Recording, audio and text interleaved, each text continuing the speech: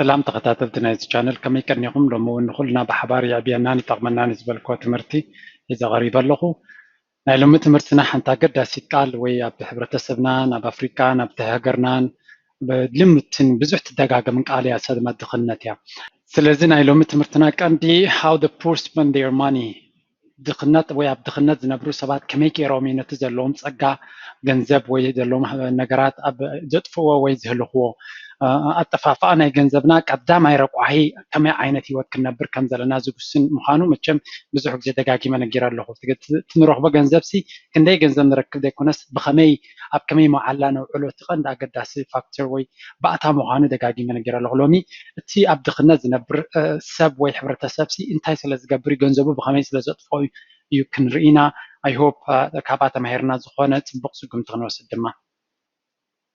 تقدامي buying stuff اللي قال لهم مجزأنا نجارات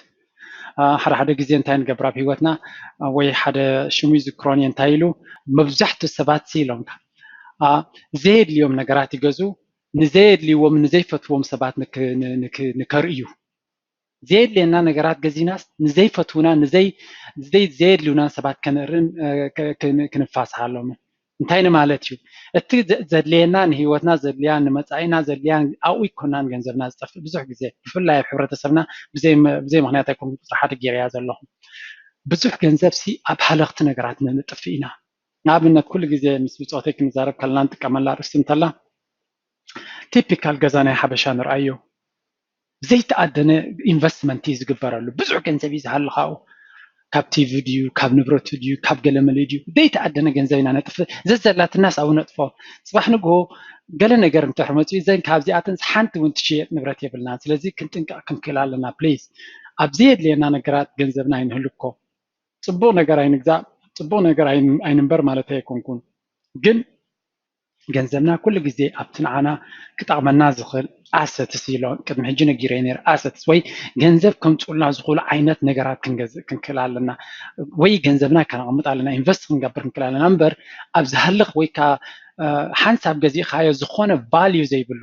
ዝተፈላለየ ክዳውንቲ ድዩ ኩሉ እቲ ኣብ ገዛና ዘሎ ንብረት ተሪእና ቫልዩ የብሉን ሰከንድ ሃንድስ ኣይሽየጥን እዩ ብዙሕ ግዜ $1,000 ዝገዛእኻዮ ሰከንድ ሃንድ ብፍርቆም ክሸጦ ኣይትኽእልን ኢኻ ድሕሪ ዓመት ክልተ ዓመት ስለዚ ኩሉ ግዜ እቲ ኢንቨስት ንገብሮ ሲ ካብቲ ኣታዊታትናስ ሪሊ ክንጥንቀቕ ክንክእል ኣለና ምክንያቱ ሓደ ቲፒካል ኣብ ድኽነት ዝነብሩ ሰባት ዝገበሮም 100 እንተረኺቦም 100 እያ የጥፍእዋ እቲ ዝኸፍአ ድማ 100 ረኺቦም ናይ 200 ዘጥፉ ሰባት ካለው እዚ ሞ ካልኣይ መግለፂ እውን የብሉን ተስፋ እውን ዘለዎ ነገር ኣይኮን ብግዲ ክዕረ ዘለዎ እዩ ኩሉ ዝረኸብካዮ ምጥፋእ እውን ንባዕሉ ጥፍኣት እዩ ካብቲ ትረኽቦ ንላዕሊ ምጥፋእ ግን እሱ ዳብል ምጥፋእ ኢና ክንብሎ ንኽእል ስለዚ زيد حدا نجار كنجزء خلنا يدلينا كنمرامر كنكل علىنا مبزحتنا حدا سبسي تسديدو أبكالها جر كنبر تجميرون يشتهي بحال نجار يلنا ونياتو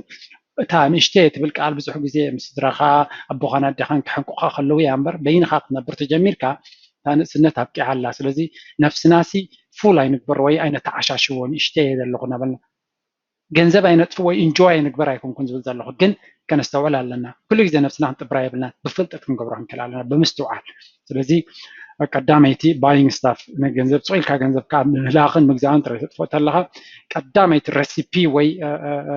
ናይ ድኽነት መሳርሒ ወይ መንገዲ ሒዝካ ከም ዘለካ ርዳእካ ኣለዎ እታ ካልኣይቲ ሴሌብሬሽንስ ቲፒካል ዝሰርሕ ሰብ ማለት እዩ ኣብ ሰሙን ድዩ ኣብ ወርሒ ደሞዝ ምስ ወሰደ ብዙሕ ገንዘብ ኣብ ዕረፍቲ ኣብ ዊኬንድ ኣብ መስተ ኣብ ሻሂ ኣብ መግቢ ገለመለ ብዙሕ ገንዘብ ነጥፊ ኢና ይፈላለየ ካበይ ናበይ ትነብር ግን እቲ ዝጠፍእ ገንዘብ ቀሊል ኣይኮነን ክትምኖ ከለካ ብዙሕ ገንዘብ ነጥፍ ልዕሊ ዝያዳ ድማ ኣብ ሕብረተሰብና ክረአ ከሎ ኣብ በዓላት ኣብ ኣውደ ዓመታት ሕልፍ ዝበለ ገንዘብ ንህልኽ ማለት እዩ ሕጂ ገንዘብ ኣይነጥፍእ ወይ ብገንዘብ ኣይንተሓጎስ ማለት ኣይኮን ገንዘብ ኣብ መወዳእታ መሳርሒ ንክንሕጎሰሉን ምቹእ ሂወት ንክነብርን ዘድሊ እዩ ግን ናይ ሎሚ ነጥፎ ዘለናን ናይ ፅባሕ ፕላንናን ክንርኢ ክንክእል ኣለና እቲ ዝለዓለ ኣብ መንጎ ድኽነትን ኣብ መንጎ ሃብትን ዘሎ ዲሌይድ ግራቲፊኬሽን ይብልዎ እንታይ እሱ ናይ ሕጂ ሓጎስ ዝያዳ ቀዳምነት ዝወሃብ ዋላ ናይ ፅባሕ ሓጎስ ክብል ከሎ ምስ ሞትካ ማለት ኣይኮንኩን ግን ሎሚ ቁጥብ ኣቢልካ ካብተን ዘለዋኻ ብፌር ዝኾነ ወይ ዓቕሚ ነፍስኻ ነርካሲ ድሕሪ 3 ዓመት 4 ዓመት ሪላክስ ሂወት ወይ ከዓ ኣባንዳንት ሂወት ይብሎ ልዕሊ እኹል ትሩፍ ፀጋ ሒዝካ ክትነብር ድሕሸካ ነተን ዘለዋኻ ሎሚ ኩለን ኣጥፊኻ ኩሉ ግዜ ኣብ ሴም عينة ستريس كذا خراي كابي كم تأخذ أنت حميم أنت جبري قال ملايك أب ستريس كات عادت نبر سلزي ناي حج حقوسنا قت أبيلنا ويك تخوات عطيرنا دحرستو السنة عمتات ريلاكسد هيوت ጭንቀት ዘይብል ህይወት ወይ ካ ፋይናንሻል ስቴብል ዝኾነ ህይወት ንነብረሉ መንገዲ ክንጥምት ክንክል ኣለና እሱ ኢኻ ትፍልሊ ሴሌብሬሽን ኩሉ ግዜ ሎሚ መዓልቲ ሎሚ ዊኬንድ ኣኺለ ኢልካ ኩሉ እቲ ገንዘብካ ወይ ዕብይ ዝበለ ፐርሰንተኛ ገንዘብካ ትህልኽ እንተለኻ ደሴም ዓይነት ድኽነት ዘለዎ ህይወት ኩሉ ግዜ ኣብ ዓንኬል ናይ ድኽነት ዘንብረካ ነገር ክትነብር ትኽእል ግን ናብ ዌብሳይትና ድራር ህይወት ዳት ኮም ኬድኩም ዶ ትፈልጡ እምበር ኣብዚ ዌብሳይት ዝተፈላለየ ንኩልና ክጠቅም ዝኽእል ኮርሳት ኣለና ገለ ካብኡ ናይ ስቶክ ማርኬት እንታዩ ብኸመይ ይሰርሕ ኣበይ ይርከብ ብኸመይ ኣነ ብንእሽተይ ገንዘብ ኢንቨስት ክገብረሉ ይኽእል ንዝብል ዝሕግዝን ተግባራዊ ናብ ስጉምቲ ዝወስደካ ትምህርቲ ኣሎ እሞ ራይዎ ካልእ ብዛዕባ ቢዝነስ ካብ መባእታ ክሳብ ቢዝነስ ተኣቱ ክሕግዝ ዝኽእል ትምህርቲ ኣለና ናይ ኮምፒውተር ክእለት ንዘይብልኩም ካብ ፈለማ ክሳብ ዕብይ ዝበለ ደረጃ ዝሕግዝ ትምህርቲ ኣለና ቪድዮ ኤዲቲንግ ክትመሃሩ ተደሊኹም ንኤዲቲንግ ዝሕግዝ بتليفونكم يكون بكمبيوتر استفر عليه كورسات لنا بكيلاتات استغربي بقلل زبالة من قد ما غرينا لنا أو يركب نايقوانكو انجليش تمرتونا لنا سلازي يتغمنا ينتهلكم كيدكم كابت ويب سايت حبريتا وسيتكم نابتو كورساتيهم كتعابي تخلو ثانك يو كابتو تنبرا زيخا تحت بزبالة هي وتنبرت لها confidence من لك financial confidence لك ونياتو تأسست ناتكا ويتناتكا saving ويت investment ناتك نعبية جنزب كنا نعبية قيد كله أفل بخانة في كهات زهرب تخل أفل بخانة في كهات كيد تخل مهياتو you have a financial confidence جنزب دم حركة عبء بعتنا confidence you بقط أبى استرجع جسب كل جزء confidence هلو أبى كايدو confidence هلو أبى تنافساناتو أبى زرارباناتو مهياتو هذا safety ويك هذا stable زخانة environment لزولا بهوتو confidence كله يقولي سلزي كل جزء أبى وده أمت هدي أبى على ديو أبى weekend ديو زي تقدرنا جنزب تفضلنا كنا سؤال لهم كل على النايل ما حقوس زي نزا ناي واحد ساعات نمس عرفتنا مس حزتنا نحلفها جزيرة تقدس ويسأب أب نوح زبالة ويا بحمش عمتات ترجع جاء زيو بجنزب زي نيش نقول هيوت معي financial freedom بحال ويك financial stability انتايو كل جزء بزعبها جنزب زي نحاسب له مدرخ تفتر لنا السيت ناتي دليت ناتين نان تعبرت سبناهم كنا حال زل كل جزء دموز متصلو قال المتصلو كابتبلسي تخالك كمتن أوهليلك وزخون عينة investment غير كاسي وف زياس كندي واقع انت خبري قريت زبل حيوات قريف كاس وا انا استبق يرخنا بريت تبللو درجه خن بس حلو زخا كبصحي كالي نعشت سقمتاتنا قبرنا درخينا نايلو ما حقوساتنا قتينا صباحنا زخون كنا تدلينا يميرنا مالتي نغاتل التاسال سيتي من البعض بزوج سبك عامل نخلي أبزياجن أجد داسيت بعتها زيادة ما helping family سدرابيت نحجاز أب متشم أب سدت كرم زنبرو استسردو سبات بزح فرت أبكي باللينجن مالتش هو كدمي استسردو سبات أنا قابيت سبسرت نواز بزوج سفلت سرزين بركز زرباي كلينجن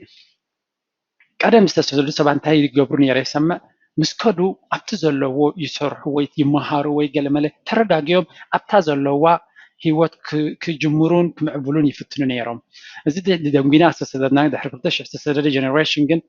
تقدم يتم مسددنا من كم زيد هلا إخناز مثلا أنا مثل ناس ينزلني يرتراخ نسدد راي يرداني أبي يرتراك أب أزيهم تحزب لما نابرونا ب أزيهم ستساقا زي كونسترابيتين سلستولتكو يرداني تساقا لمان زردان نقري جن زر خبنا سنتيم يرترا بمحوال ناسي فري نجر عوت ويكا مدالية خن وسط كي مثلنا زيها كنستقول الله كلنا بزح زياد تدقاقي مزرعة زر خب كا جنزب سلسلة كاوي بقى عن سبات سلسلة حاجة صدق خنا كاخلي جن نصدق كا صرح في كلام لك بتصدق كنا لها بتد ما جنزب ذلك خن كأكيدني بر كما مادر تريزا وي مادر تريزا نسبات نمحقاس راي تخينو تزبلت حقوسنا هيوات ونسيو السوق جيجا مالتكم هنجن هذا جزء صباح نقوله نحن خيندر ببزوج زين تاين سب كلام تسليدا أب سعودية ديو أب كالو كينا بزوج حق زازنا براسبات صباح نقوله أب تجزي تشجر على بزوج تطبق حاجة زي رغبة وعرادة يكون نسمع عينات زانتا زخا خاب زيرو تبقيسي يكون كل جزء نسخة نفس خاسي من زيارك حالي لا زلوا بيتسب كحاو خحفت خايكون ويسبيت خاوي سبعي كايكون نسخة حالي لا زلوا كان نفسها نسخة حالي لا قدام أي أملاك سين عقاقة حليو ፈጢሩ ካዘሎ ነፍስኻ ዝሆን ክትገብር ኣለካ ድሕሪኡ ቀዳምነት ድመፅመኒ ስድራኻ ክብል ከለኹ ቤተሰብካ ይኩን ሓዳር ተለካ ተሓዳርካ ቀዳማይ ክመፅእ ዘሎ ምክንያቱ ሰባይን ሰበይትን ብሓደ ይኮኑ ሓደ ሂወትካ ይጅምሩ ገለኹምታት ዝብል ኣለኩ ሓዳር እንድሕር ጌርካ ኮይንካ ክልቴኻ ናትካ ሂወት ናምበር ዋን እዚኣ ፕሊዝ ክንርዳእ ኣለና እታ ሂወትካ ዘለካ ክልቴኻ ሂወት ክጅምር ዘለካ ቀዳማይ ብዛዕባ ሂወትካ ሓሰብ ነፍስኻ ዘይሓገዝካ ሰባት ክትሕጉስ ኣይትኽእልን ኢኻ ብዙሕ ግዜ ዳትስ ዋይ ፍራስትሬሽን ካድመፅ ብዙሕ ገንዘብ ይሰድድ ሰብ ኣብ መወዳእታ እቶም ዝሰደዶም ሰባት ኣይሕጉስዎ ካብኦም ተፀብዮ ነገራት ኣይከውን እዩ ንባዕሉ እቲ ባንክ ኣካውንት ናቱ ዚሮ ኮይኑ ይፀንሕ ተስፋ ቁርፀት የምፅኣሉ ቀዳማይ መሰረታዊ ሎጂክ እንድሕር ተኸቲልካ ኣብ ኤርትራ ክንዓቢ ከለና ንስድራና ንሕግዝ ኢና ቀዳማይ ሓላፍነት ናይ ገዛና ኢና ንወስድ መንእሰይ ምስ ኮንካ ኣኪብካ ንነፍስኻ ትኸውን ኢኻ ከመይ ጌርና እቲ ሎጂክ ኣብ ኤርትራ ንጥቀመሉ ነበርና ኣብዚ ክንጥቀመሉ ኣይንኽእልን ኣነ ኣይርዳእንን ስለዚ ቀዳማይ ክንዲ ሰብ ኣኺልካ ተሲድካ እንተለካ ናትካ ናይ ነፍስኻ ሓላፍነት ኣለኪ ቆፎኹ ክደልድል ኣለኪ ፅባሕ ንግሆ ወላትን ደቂ ኣንስትዮ እውን ከምኡ ደሴም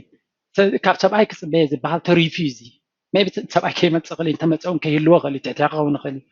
ናይቲ ሓዳርካ ናይቲ ሂወትካን ሓላፍነት ንስኻ ኣለካ ስለዚ ካብታ ዘላትና ኩሉ ግዜ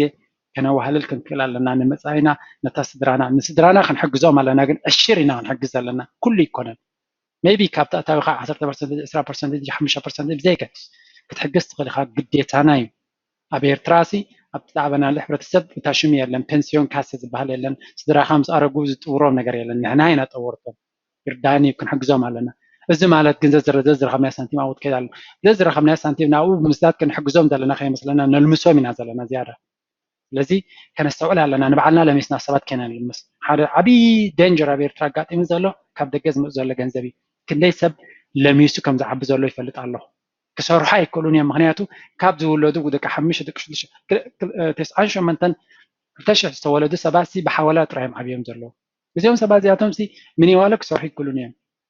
ምንዋለ ኣብ ከቢድ ስራሕ ወይ ነዳቃይ ክመሃሩ ይክእሉን እዮም ምክንያቱ ኮለ ጌና ብቴሌፎን ጥራይ ዝመፅእ ገንዘብ ስለ ዝለመዱ ስለዚ ክንጥንቀቕ ኣለና ነፍስና ጎዲና ካሊእ ጀነሬሽን ካ ከይንጎድእ መጠን ክንገብረሉ ኣለና ክሕገዙ ኣለዎም ግን ኣበየናይ ደረጃ ትሕግዞም ዲኻ ዘለካ ዋላ ተልምሶም ኣለካ ክትፈልጥ ትክእል ኣለካ ዝያዳ ድማ ንባዕልካ ንነፍስካ ዘይሓገዝካ ንካልኦት ሰባት ተልሚስካስ ብክልቲኡ ኢኻ ትመወድ ኣለካ ፅባሕ ንጎስካ እንተመይትካ ንስኻን ሰብካን ሒዝካ ጠፊእካ ኣለካ ስለዚ ኩሉ ግዜ ከነስተውዕል ክንክእል ኣለና ንዓና ዝኸውን ኣሰትስ ወይ ሃብቲ ንድልበሉ ወይ ሴቪንግ ኣካውንት ሴቪንግ ንዓና ዝኸውን ትሕዝቶ ክንሕዝ ክንክእል ኣለና ቀዳምነት ሓላፍነትና ንሱ እዩ ፅባሕ ንጎ ክንወልድ ንገብር ሓዳር ንገብር ንኽእል ንዑ ድማ ቀዳመይ ተሓተብቲ ንሕና ኢና ራብዓይቲ ድማ ኣብ ኩሉ እኳ እንተደየለት ይረአዩ ቫኬሽንስ ምዝንጋዕ ዕረፍቲ ኣድላይ እንድዩ ኩሉ ግዜ ዝሰርሕ ሰብ ቫኬሽን የድልዮ ብሬክስ የድልዮ ገለመለ ግን ኤክሰሲቭ ክኸውን የብሉን ዓቕምና ክኸውን ኣለዎ ሪሊ ሻለካ ኣብ ፃዓዱ ይፈልጥ እየ ሓደ ንሕና ባህልና ከነኽብር ኣለና ኣብ ባህልና ኣብ ኤርትራ ንኣብነት ቫኬሽን ትብል ቃልሲ ኣነ ዕረፍቲ ኢና ንብላ ዕረፍቲ ግን ሬስት እውን ክትብሎ ትኽእላ ንቫኬሽን ትኾንስ ቃል እውን የብልናን ስለምንታይ ከምኡ ኮይኑ ብዙሕ ኣድላይ ስለዘይኮነ ሂወትና ኩሉ ግዜ በቲ ዘለናዮ ሕጉሳት ኢና ኣብቲ ዘለናዮ እናስሓቕና ነብሪ ፃዓዱ ንነብሮ ዘለና ሂወት እንድዩ ካብ ስራሕ ምድቃስ ስለትነብር ኢኻ ሓደ ግዜ ቫኬሽን ናይ ግድን ዘድልየካ ከምኡ እዩ ሂወቶም ኣውቶማቲካሊ ኣብቲ ናቶም ሂወት ክንኣቱ የብልና ብዙሕ ፅቡቅ ኣለዎ እቲ ናይ ምዕቡል ዓለም ሂወት ኩሉ ግን ፅቡቅ ማለት ኣይኮነን ንኣብነት እቲ ናይ ቫኬሽን ካልቸር እንተኣቲኻዮ 11 ወርሒ ድዩ ዋላ 10 ወርሒ ከም ሓደ ባርያ ሰሪሕካ ሓንቲ ወርሒ ኩሉ እቲ ዝሰራሕካዮ ምብታን ማለት እዩ እቲ ፒር ቫኬሽን ንሪኦ ዘለና ከምዚ ክኸውን ኣይግባእን ኩሉ ግዜ ብመጠን ዝኾነ ሰሪሕካ ኣብቲ ዘለኻዮ ከባቢ በቲ ናትካ በቲ ምስቲ ሕብረተሰብካ ምስቶም ዕሩፍትካ ገለመለ ትሕጎሶ ካብ ቫኬሽን ንላዕሊ እዩ ሓደ ግዜ ሰባት ኣለኩ ስተኮ ቫኬሽን ኣይከይድን እዮም ሕሙም እዩ ኖ ንስኻ ኢኻ ሕሙም ንባዕልካ ቫኬሽን ትርጉሙ እንታይ ክትፈልጥ ኣለካ ኣብ ከባቢኻ ትሕጎስ ዘለካ ናይ ግድን ኣይኮነን ኦሽን ውቅያኖሳት ክትሰግር ወይ ባሕርታት ክትሰግር ዝያዳ ከይድካ ኣብኡ 10 ግዜ ኢንስታግራምን ፌስቡክን ስእሊ ስለዘውረድካ ትሕጎስ ኣለካ ማለት ኣይኮነን ኣብ ገዛኻ ከለኻ ክትሕጎስ ትኽእል ምስ ዕሩፍትካ ክትሕጎስ ትኽእል እንታይ እቲ ንዓኻ ዘሕጉስ ጥራይ ክትፈልጥ ኣለካ እንታይ ክብል ደልየ ኣለኹ ንዓለም ኣይንርኣየ ኣይንዛወርን ማለት ኣይኮንኩን ባላንስ ዓቕሚ ነፍስና ዝኾነ ቫኬሽን ንገብር ኣለና ደዝን ማተር ክንምንታይ ዲስታንስ ከድካ ክንምንታይ ግዜ ከድካ ገለመለ እቲ ኩሉ ዘዋህለልካዮ ናብኡ ተጥፎ እንተለካ ክሳራ እዩ መክሰብ ኣይኮነን just once upon a time ንሕና ኸ መብዛሕትና ኣብ ስደት ስለዘለና ኣሽቲ ይኮናን ከምቲ ናይ ፃዓዱ ዝተፈላለየ ኣብ ባንክታት ተደሪቱ ዝተረፈ ገንዘብ የብልናን ኩሉ ነገር ካባና እዩ ካብ ዚሮ ትሕቲ ዚሮ ኢና ንጅምር ዘለና ስለዚ تريلنا بتناتنا يصعدوا هيوات بتناتهم ليك كنات يبلنا for example مسارحتي كل جزء vacation بزعبو discussion صارلو بزح أنا كير أي قبر اللهم نيجن كابهم لعلقة حقوس تقول لأن هيوات يبلين just بتزال لأن هيوات أقوبيه نيشتي vacation تغير يعقلني تزي كده وانا complain أي قبرني بزح تناتهم هيوات one to one follow كوب رايدر لني ناتي version ناتي هيوات علني بزح تبغى لهم كابوجن ناتي part تخلني one to one كنو زيبنا حمشيتون حنتي كرونيك حمامنا حبرتسبنا قينا زلا وي حدا تلقى بحمام كوين زلي قمار استفل عليه عينة جامبلينج وي قمار له بزح له بكارتاتات كابنيو دمصنا استفل عليه عينة كارتا مصوات يورا مينادي ولا وات ايفر قال دما ماشينز كازينو ناخذ كاد سو استفل عليه كاوز قرد دما موبايل كاد سو جيمز قال له بليز بجيمن بلاتورن قال له توسخ لتوري بلاتوري زهبتم ويبو هيوتنا زحلفلنا قوين سمعنا جيجار ديتو ኣብ ለቶር ብፍላይ ብዙሕ ሪሰርች ተኻየዲ ለቶር ዝኸፍሉ ሰባት ተምዝላ ዝበለፁ ሉዘርስ ኣብ ዓለም ንሶም እዮም ምናልባት ሳከት ንፋን ኢልካ ኣብ ዓመት ወይ ኣብ ወርሒ ሓደ ግዜ ክልተ ቅርሺ ሰለስተ ቅርሺ ትገዝእ ከለካ ኦኬ ወርሓዊ ወይ መዓልታዊ ክበፅሓካ ኢልካ ትገብር ከለካ ኣብሶሉት ትጋገ ኣለካ ተን ገንዘብ ትንተባህል ኢልካ ክትጠቕማካ ክላይ ስለዚ እቶም ካርዳ ብማሽንን ብገለን ገንዘብ ክመፀና ንሓስብ ዘለና ፈፂምና ጌጋ እቲ ዝገደደ ናይ ቁማር እቲ ፀገም ክትብልዓን ክትበልዕን ኣይኮነን ፀገምናቱ ቀንዲ ፀገምናቱ እንታይ ሰሪሕካ ወርሒ ተምፅኦ ገንዘብ ኮይኑ ስለዘይስማዓካ እዩ ምክንያቱ ወርሒ ሙሉእ ደኺምካ ኣብ ሓደ ግዜ ክትብልዖ ትኽእል ኣብ ሓደ ግዜ ክትበልዓ ከለካ ዝገደደ ኣነስ ኣብ ሓንቲ መዓልቲ ኮፍ ኢለ ኣብ ካርታስ 10,000 እየ ዓመት ዝሰራሕኮ ተገዲስኒ ዝሰርሕ ዝብል ሜንታሊቲ ይመፀካ ሶ ኢትስ ሪል ዴንጀረስ ዓይነት ሜንታሊቲ ካልኣይ እዚ ብጌምስ ማሽንስ ቁማር ምፅዋተ ዘለና ክርዳእና ክእል ኣሎ ክንደይ በላሕቲ ሓንጎል ዘለዎም ኢንጂነራትን ሶፍትዌር ዴቨሎፐርን ለይትን መዓልትን እዮም ዝሰርሕሉ ዘለው ከመይ ገይሮም ንዓኻ ኣዲክትድ ከም ትኾን መጀመርያ ክትጅምር ከለካ ከም ትበልዖ ይገብሩካ ብፕላን እዩ ኣብቲ ሙድ ክትኣቱ እሞ ኣነስ ክበልዕ ክእል እየ ዝብል ሜንታሊቲ ክህልወካ እሞ ክትዋሳእ ካብ ዝብል ኢንጂነር ዝኾነ ፕሮሰስ እዩ ክንጥንቃቅ ክንክእል ኣለና ምስ ክንደይ ሶፊስቲኬትድ ሓንጎል ንፃወት ኣለና ነተን ማሽናት ክትበልዐን ኢልካ ይትሕሰብ ክትብላዕ ጥራይካ ዘለካ ዘይተፃሓፈ ሕጊ ኣሎ እንዳ ጌም ኩሉ ግዜ the house always wins ኣብቲ ገዛ ቶም እንዳ ማሽን ንሕና ኢና ኩሉ ግዜ ንስዕር እዮም ዝብሉ ክሊር ላይ ፀሓፍዋን እምበር ዘይተፃሓፈት ሕጊ ያሳ ዋና ማሽን ኩሉ ግዜ ይበልዕ እስኻ ግን ትብላዕ ማለት እዩ ሻትሸይቲ ድማ ኩዊክ ማኒ እዚኣ ከዓ ብዙሕ ግዜ ትሪኣ ኢኻ ብዙሕ ግዜ ብዝተፈላለየ መንገዲ ቅልጥፍ ኢልና መንገዲ ንህብትመሉ መንገድታት ነገራት ክንገዝእ ንርአ ማለት እዩ ሕጂ ብዙሕ ትሰሚዕ ኢኻ ዋላ ብፍላይ ኣብዚ ሕጂ ካብ ዩቲብ ክገብር ጀሚሩ ብዙሕ ሰብ ክፅሕፈለይ ጀሚሩ ከመይ ጌረ ክሪፕቶ ክገዝእ ክእል ባነገረና ከመይ ጌርና ፎሬክስ ክንገዝእ ንኽእል ከመይ ጌርና ትሬድ ክንገብር ንኽእል ኖ ወይ ብከምኡ ዝህብትም ሰብ የለን ምናልባት ከምኡ ዝብሉ ከምኡ ኢሎም ቪድዮ ዝገብሩ ትሪእዎም ትብሉ ትኽእሉ they are lying I can tell you they are lying or they are geniuses ስለዚ ንዕኦም ሓደ ዋን ቱ ዋን እዚኣቶም ወይ ይሕስቡ ኣለዎ ወይ ፍሉይ ታለንት ኣለዎም ኖርማል ሰባት ዝህብትምሉ መንገዲ ይኮነን ፕሊዝ ገንዘብና በቋራጭ ሃብቲ ወይ ፅቡቕ ነገር ኩሉ ግዜ ስራሕን ግዜን የድልዮ ጥሪ ኢሉ ዝመፅእ የለን ኣብቲ ፕራክቲካል ሂወት ክንኣምን ኣለና ኣነ ከብትም ወይ ክሓልፈለይ ወይ ፀጋታት ገብር ተኮይነ ክሰርሕ ኣለኒ ክደክም ኣለኒ ፋንዳሜንታል ራይት ፋንዳሜንታል ሎው እዚ ጥሪ ኢሉ ዝመፅእ ነገር የለን ስለዚ እቲ ኩዊክ ማኒ ዝብልዎ እዚ ክሪፕቶ ንኣብነት ዘይትፈልጦ ክሪፕቶ ከረንሲ ማለት እዚ ዲጂታል ከረንሲ ማለት እዩ መጀመርያ ትገዝኡ ኣብኡ ኢንቨስት ጌርካ ቫልዩ ናቱ ስፔኩሌት ንላዕሊ ንዓለም ክቕይራ እዩ ስለዝበሃል እቲ ቫልዩ ናቱ ይውስኽ ነይሩ but nobody knows for how long speculation ከንታይ ማለት እዩ just predict ምግባር እዩ ፅባሕ ንግሆስ ናይ ወርቂ ዋጋ ክውስኽ ኢኻ ትብል ዘለካ ክሪፕቶ ከረንሲ ወይ ፎሬክስ ሕማቕ እዩ ማለት ኣይኮንኩን ግን እቲ ትብሎ ዘለካ እስኻ ቤት ትገብር ኣለካ ነገራት ፅቡቕ ክኾን እዮም ትብል ኣለካ do you have information to say that እንታይ ዓይነት knowledge ኣለካ ኢኹም ትብል ዘለካ ካልኦት ዝብሉ ዘለው ምናልባት knowledge ክህልዎም ይኽእል ወይ access information ክህልዎም ይኽእል ዝያዳ ግን ንስኻ ከምኡ ትገብር ከለካ ዋላ እንድሕር ንላዕሊ ከይዱ ኣልጎሪዝምስ ኣሎ ቅድሜኻ ንስኻ ሓንቲ ግዜ ትሬድ ክትገብር ከለካ ንኣብነታት ትሬዲንግ ንስኻ ነታ ትሬድ ቅድሚ ኣዚዝካ ኢንስትራክሽን ምምፃኡ 20,000 ግዜ ቀዲሞም ነቲ ንስኻ ትገዝኦ ዘለካ ገዚኦም ዝሸጡልካ ኣልጎሪዝምስ ኣለዎ ውሽጢ ከተንብቦ ትኽእሉ ፍላሽ ቦይስ ዝበሃል መፅሓፍቲ ኣብ ዎል ስትሪት ተፃሓፈ ብዙሕ መፅሓፍቲ ለቲ እዚ ኤሌክትሮኒክ ትሬዲንግ ክሳዕ ክንደይ ምዃኑ እሱ ንስኻ ዝገበርካ እንተገበርካ ስለዕለኻ ረቀቕቲ ሶፍትዌራት ኣለዉ ነቲ ንስኻ ትገብሮ ገምጢሎም ንዓኻ ዝሸጡልካ ማለት ስለዚ ፕሊዝ ብከምዚ ብኣገባብ ከይተረዳእና ወይ ብዘይንፈልጦ ነገር ክንብትን ወይ ክሓልፈልና ይንፈትን መብዛሕትኡ ግዜ ክንህሰን ክንጉዳእ እንተዘይኮይኑ ኣይንጥቀምን ኢና تاني مودة دما انترتينمنت درت زي بلو مزنقع درت زي بلو فيلمي كسو قلملي مرأي مالتش نتنزل له خا ገንዘብ ኣብ ሂወት ሰብ ገንዘብ ብምውህላል ክሓልፈሉ ይኽእል ወፃኢታቱ ብምጉዳል ክሓልፈሉ ይኽእል ዝለዓለ ድማ ግዚኡ ገንዘብ ንኸምፅእ ብምስራሕ